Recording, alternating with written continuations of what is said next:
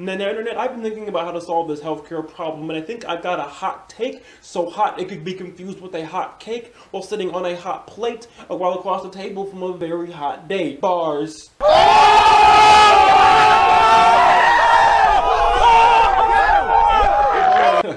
Alright, my name is Joseph, and let's start the show. Now, Internet, I know lengthy discussions about policy formation are not the most exciting thing in the world to watch, but when we have lawmakers on the left and the right willing to throw the baby out with the bathwater when the baby doesn't even qualify for insurance because apparently just being born is a pre-existing condition, that isn't a magazine, but I do think it's an issue. We got puns for days. So because of that, I developed a 3-step pathway, a blueprint, not like a Jay-Z blueprint. It's your boy.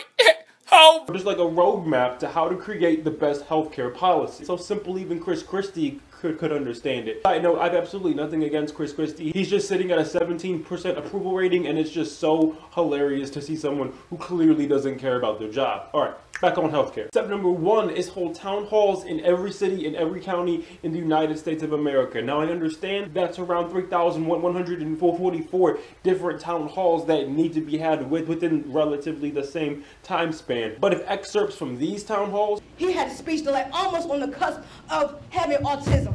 And because I had to fight hard with the access to health care, thank God my children are healthy and can speak. My concern is what's going to happen to them when they are 17, 18, 20, 30, 40, 50, and they are denied health care. Because our state of New Jersey is losing jobs at an alarming rate. And our Medicaid is on skyrocket.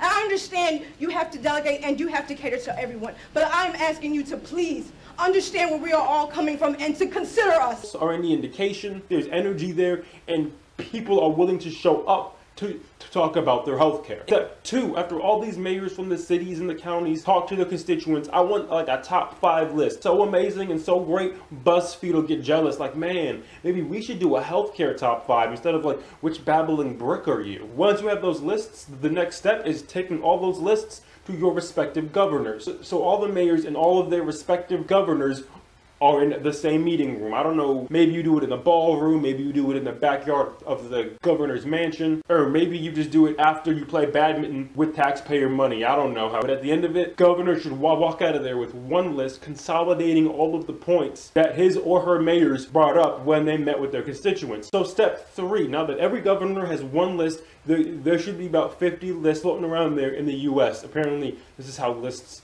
float in my mind. Anyway, step 3 is getting the OG of the GOP, Mitch McConnell, Donald J. Trump, and Senate Minority Leader Chuck Schumer all in the same room with all 50 governors. I know that this can happen because there was a thing called the governor's meeting that happened not too far back, but instead of Mike Pence standing there, it's those 3 other people I just said. So now that all 50 of these governors have all their lists and they're in the room with the President of the United States and 2 of the top policy formation individuals in the United States, it's time for some policy formation. This is when all 50 of these governors, what they need in their states. Then hopefully these lawmakers hear it, say, okay, that's a thing you want. Then they go back, talk to the Senate about it, and actually debate. No filibuster, no super majority, no sneaky arcane Senate rules. You actually debate the issues that the people literally said they wanted. And if you don't want to do what the American people have said that they wanted you to do, then maybe you don't deserve your office. No ideological wars, no us getting you back for that thing you did